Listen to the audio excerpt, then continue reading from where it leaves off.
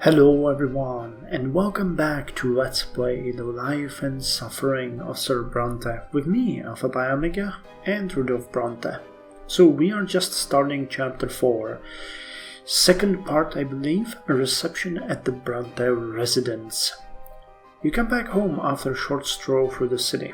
As soon as you set foot in the house, you are greeted by Stefan, who invites you to have a talk in Father's office. When you enter the room, Father has a heap of letters in front of him and is signing them one after another. Robert: Son, Stefan and I must discuss an important matter with you. While you were in the capital, our family formally petitioned the overseer to grant us the nobility of the sword. We have 3 generations of noble blood already. We have the right to make our nobility hereditary. Your grandfather took the first step towards the nobility of the sword as soon as Stefan was born, and now we are on the brink of becoming the El Brantes. If Overseer Gaius Tempest and the nobles of the province deem us worthy, we will receive a hereditary title. All nobles of the Brante family will remain noble forever, as will their descendants. Stefan: Father and I do our utmost to maintain the family's position, but our goal can be reached only if our reputation remains unblemished in the eye of high society. The nobility is watching our every step. Father lays a hand on your shoulder. Now this is your cause too. The future of our family depends on it. We need an estimable reputation and wealth. Everyone bearing the name of Brante affects it. Remember that with every action you take, Rudolf. Stefan: You will have to appear before Anizot High Society. We're going to host a reception for the nobility at our home soon. You must uphold the honor of our family, brother. You'll relay the news from a turnout to our guests and present yourself in a favorable light. With Stefan at the helm, the entire family spends a full week preparing for the majestic reception. The house is flooded with decorations and new tableware, delicacies are cooking in the kitchen around the clock, and the napkins now bear an embroidered oak branch in chains, the Brante family crest. Gloria is the only one to neglect the common cause. Gloria: Were it up to me, I wouldn't be seen at this hypocritical gathering, but I don't want to let Sir Robert down. He's the only reason I plan to stay for the event. The evening of the reception has come. Dignified conversation and clinking of glasses fill the house. Among your guests are many high-born, powerful people. Your father and Stefan dance from guest to guest, making sure no one is overlooked. Augustine: Young Rudolf, how splendid to see you. So what was your time in the capital like? You exchange pleasantries with a high-placed relative. Meanwhile, Gloria and Mother spend the evening on a settee by the wall without drawing attention. Neither your father nor your elder brother introduced them to the noble guests. Still, one of the guests, a young nobleman of the sword named José L. Pelletier, keeps staring at Gloria in fascination. Your sister averts her eyes, bemused. José L. Pelletier, a nobleman of the sword, heir to an old and powerful Magran dynasty. Received his education in the Imperial College. Lady Gloria, you are a true gem of the evening. You look so marvelously daring. I haven't seen you like even in the capital.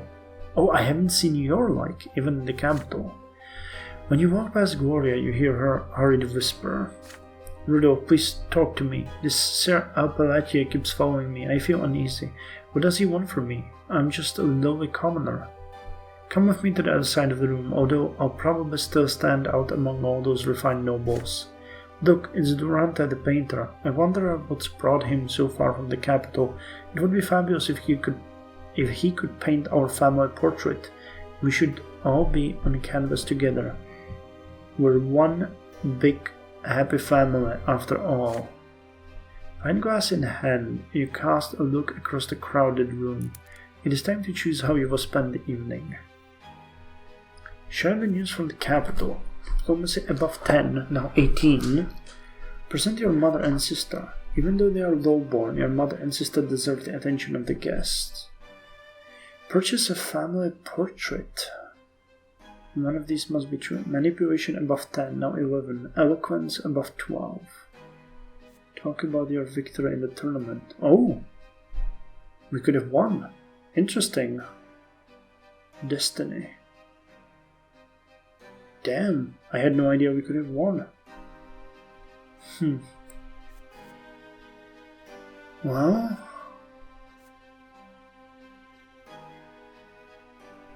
I'm not sure if purchasing a family portrait would be the best choice. But sharing the news from the capital. I'm not gonna present our mother and sister, or our as a family. So purchasing the family portrait or sharing the news from the capital. This is a noble thing. I'm not sure what this one will do though. Manipulation above 10, eloquence above 12. Brante, the painter. I wonder what's brought him so far from the capital. It would be fabulous if we could paint our family portrait. Let's purchase the family portrait. The artist is scrutinizing the portrait of your grandfather on the wall of the sitting room. You will always remember grandfather like this. His heavy, searching look, his hawkish features, his imposing body, and the cane he kept in his hands at all times. As if by pure chance you passed by Brante and mentioned that the portrait was painted by a local artist. But surely Sir Brante's skill must be incomparably greater. Would he be interested in painting a group portrait of the entire Brante family? At first, Brante politely declines. He must head back to the capital soon, and he has no time to spare for painting. But you remonstrate that you will pay any price, and his work will be seen by the high society of Anizet. Brante eventually succumbs to your persuasion. You spend the night negotiating with the painter. A proper portrait will take a fair amount of time to paint, and the Brante's prices are high.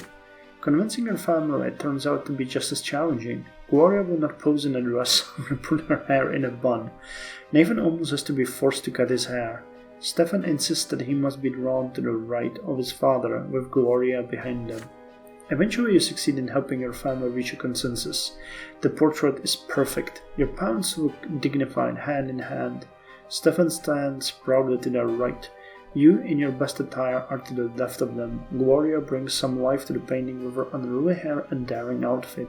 Even Nathan seems to belong there. The portrait is proudly displayed above the fireplace in the sitting room.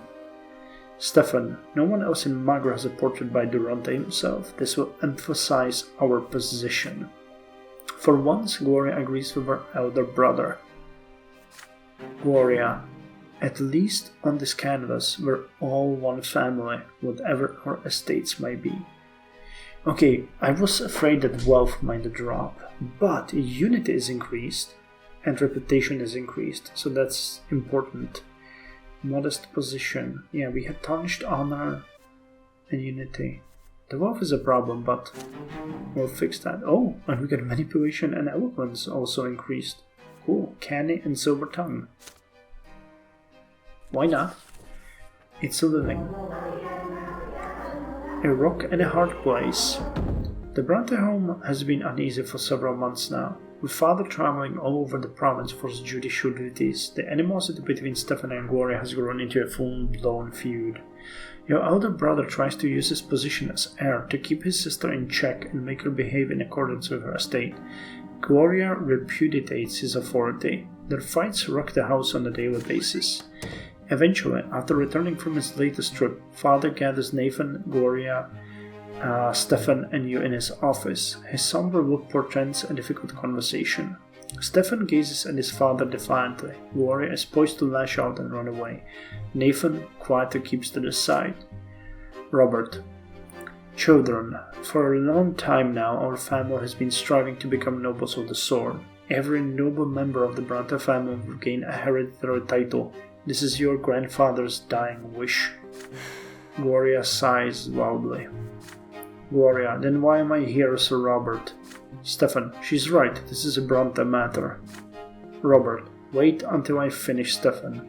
I am still the head of this household. If you are truly so concerned about honor, show your father some respect. It can be helped. Not all of us are noble, but now we must be united as never before. We must work together to protect the reputation and wealth of this family. But you, Stefan, perpetually humiliate Gloria. Stefan, Father, all I'm trying to do is put her in her place. You know perfectly well the consequences of any attention Gloria might attract. Our every step is being observed. The nobles will make pariahs out of our family for all eternity if they remember Gloria's filthy origins and your reckless marriage to Lydia. Father turns red in the face, but with considerable effort he remains composed. Robert, that is so. Stefan, our grandfather did everything in his power to remedy your mistakes. Please, Father, don't repeat them. Gloria speaks up. I'm just trying to live, Sir Robert, but Stefan wants to lock me in a cage so nobody will ever lay eyes on me. Stefan, that's not it at all. You are lowborn, but you don't live by your laws. You do whatever takes your fancy. You are constantly grumbling about the order of things. Did you know, Father, that she defies all prohibitions by continuing to write the poetry?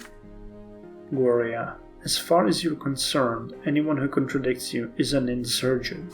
Stefan, when will you grasp the idea that you may not argue with a nobleman? I am the heir of this family and my word is your law.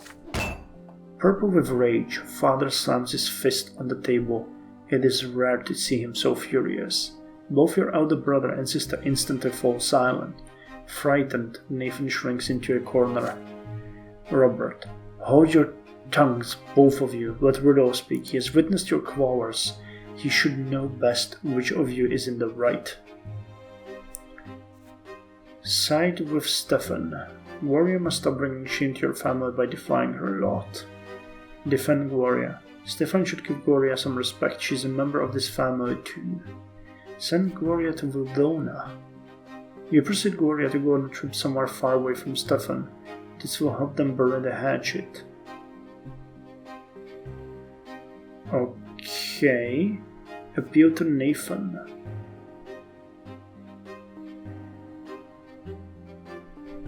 Huh. Well, doing either one of these will not help the quarrel. Sending Gloria to Valona. Conditions met. Or appeal to Nathan.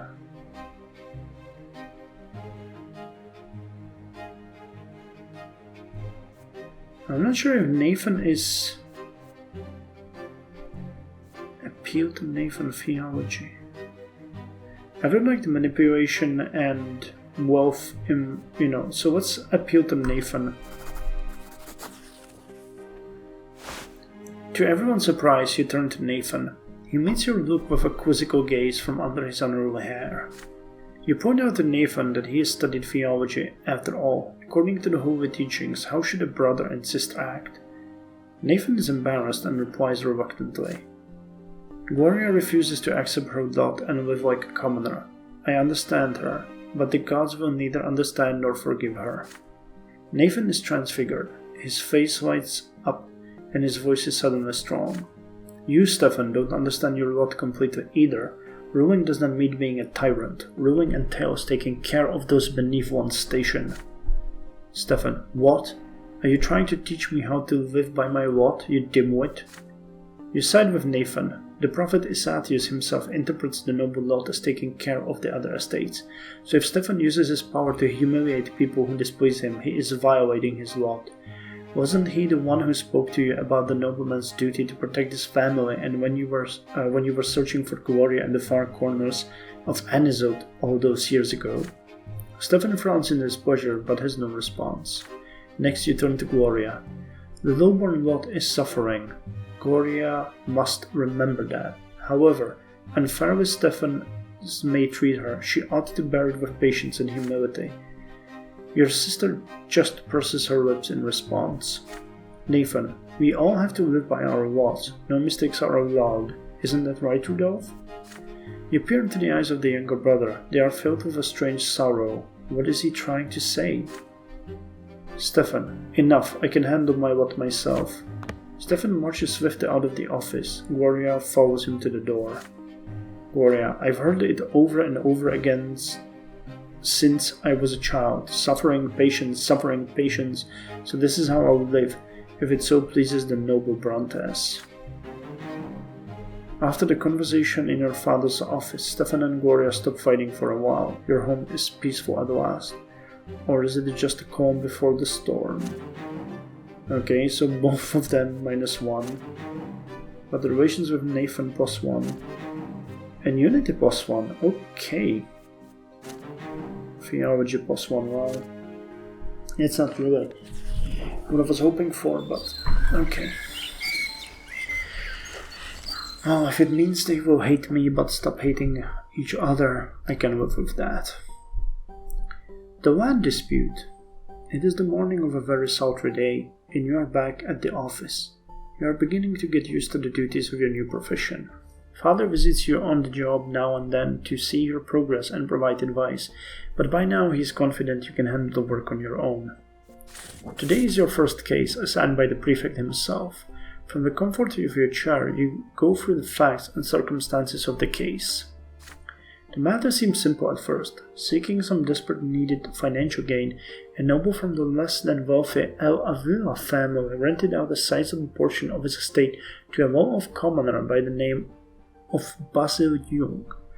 All the rent payments are in order, and there is plenty of time left before the lease is set to expire. But the commoner built a large dye works on the estate, and when an Avila suddenly filed a case with the prefecture to evict him. The rental agreement specifically states that the commoner Jung has the right to construct any building on the land. The noble landowner, however, thinks he has the final say on any construction since the land belongs to him. Basil Jung, on the other hand, has refused to vacate the rented land since the term of the agreement has not expired. Both parties are to appear at the prefecture to hear your decision. The litigant, Sir El Avila, enters first. He is an aging noble who dresses far too colorfully for his years. He walks into your office with confidence and sits in front of you. The next man to enter is Basil Jung, a heavyset man with a thick beard, clothed in an old jacket and clutching a hat. He stands by your desk and bows to you. Sir El Avila does not hesitate to speak first. Gustav El Avila, Your Honor, I demand you drive the commoner Jung from my land. His dye works is a noisy, nasty, ugly building, and I refuse to have it on my property. My family already had to endure their warehouses and their filthy workers right by our own estate, but this is simply beyond the pale. Either the court says the dye works must be demolished, or I, Gustav El Avila, will do it myself. Nobleman of the sword from an impoverished bloodline. You ask Sir El Avila to compose himself and tell the commoner to give his statement. Basil Jung gives his account, speaking in a deep, gruff bass. Basil Jung, wealthy commoner. Your Honor, it cost me all my money to build the dye works. The contract says it clear. I get the right to build anything on the land during my rental period. And Sir Avila didn't say a word at first, but now he up and demands we demolish it. My family will be ruined. That's not gonna happen, I say. Sir El Avila screams at him in return, outraged by what he calls his cunning trickery. The bearded Basil Jung disagrees again and again, his pudgy finger pointing at the clause in the agreement. It is noon already. The sun is so hot, even the air itself seems to melt away. This is your first case ever. It is time to deliver your verdict. Wow, well, hopefully this is a strange case. I would say, okay, demolish it, but then return the rental payments, or just, what would be the case? Consolidate? No, not consolidate or confiscate, compensate the commoner. To protect Jung's rights, you confirm that Basil Jung had the right to construct the dye works on the rented land. Comply with El Avila's demands. You terminate the rental agreement between the noble El Avila and the commoner Jung. Terminate the rental agreement. You propose a law that would grant noble landowners the right to terminate the rental agreements in court at any time. Ask Jung for a bribe. You speak with the commoner in private and imply that some generosity might change your opinion about the case. Okay, so this is the worst option from them all, and the game does not give us any reasonable choice here. Okay, so it's either we screw up with the noble or we screw up with the commoner. Now, the truth be told, I think Jung is right, but I fear that this might hurt my career. It will help justice, but it might... we can take it. Dangerous position, I'll be okay with it. Wait. Though it might hurt my... Well, we're gonna protect the rights. You deliver your verdict. As the rental agreement clearly states, Basil Jung has the right to use the aforementioned land belonging to the El Avila family until the year 1150 and construct any buildings on the aforementioned lands. Basil Jung's use of the land is not in violation of the agreement and therefore he must not be evicted, and the dye works will remain. Any attempt to drive him off or demolish the building will constitute a breach of law. Gustav El Avila, how dare you! This is my own land and I can do whatever I want with it. It is my right. I can rent it out and I can take it back just the same. And your puny little papers mean nothing to me. If you refuse to resolve this peacefully, Your Honor, why, I'll just put the damn dye works to the torch. You have a response for that. If Jung's property should come to harm through El Avila's action, the nobleman will provide recompense for all the damages and pay a fine to the emperor. The law of the empire is the emperor's rule. Nobles and commoners alike must obey the law in equal measure. Your words are tactful but unyielding. The nobleman has no chance. His face pale with rage. Sir El Avila spits out a goodbye through clenched teeth and walks away. Basil Jung. Thank you so much for your just verdict, Sir Brante. I never hoped you would protect my rights after all. Now the dye works is gonna be a big hit. The wealth of Margara is increased. Order is decreased though.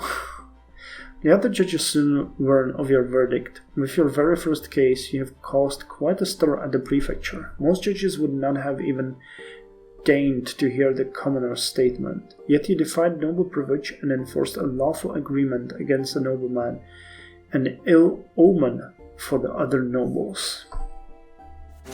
No kidding. Exactly what I expected. Dangerous position, but fight for justice. Yet you defied noble privilege and enforced a lawful agreement against the nobleman, an ill omen. Well, it was just the right thing to do. Chutes and ladders. This event is the consequence of your previous action. Career equal or lower than 2. Oh, great. Chutes and ladders. News of your latest action spreads rapidly across Anisot. You have made many enemies during your years as a judge, and now is their chance to strike. Your career is hanging by a thread. Oh, okay, so this one can probably fire at any time. You have to fight off accusations, denouncements, and slander just to retain your position. A quiet knock at the door interrupts your musing. The imposing figure of Judge Carve, Fockegraben, Solomon folds into your office. We hardly ever see each other these days, Brante. I've decided to pay you a visit, with the most cordial of intentions, of course. I've been hearing everywhere that things are not going well for you, so I asked myself the question, how could a man of your talents quarrel with almost all of Anisot high society? I'm sure you are simply misguided, but we're not. I will show you the way.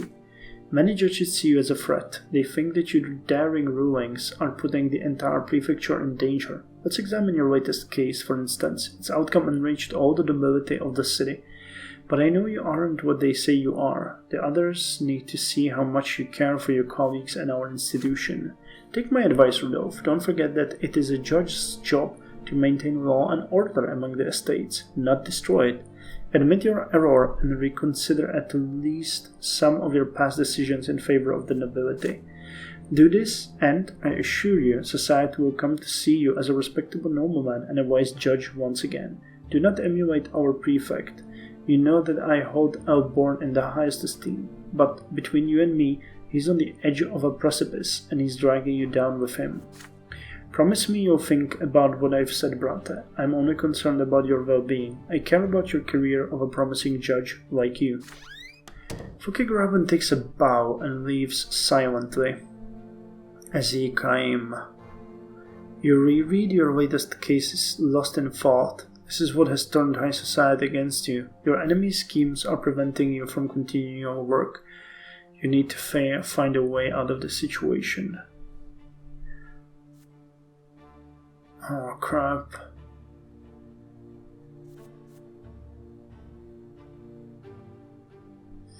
And now your decision.